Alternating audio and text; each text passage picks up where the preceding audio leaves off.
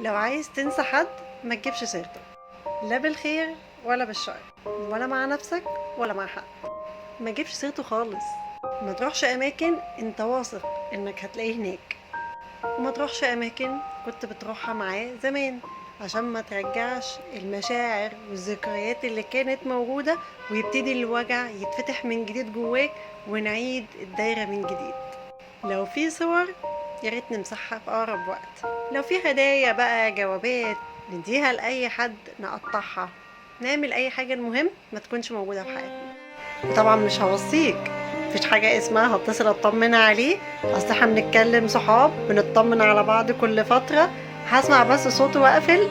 الكلام ده كله داير في حتة واحدة، ان انت لسه مش قادر تنساه.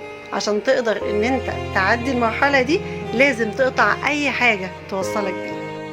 اتعلم بس من تجربتك معاه في اللي جاي.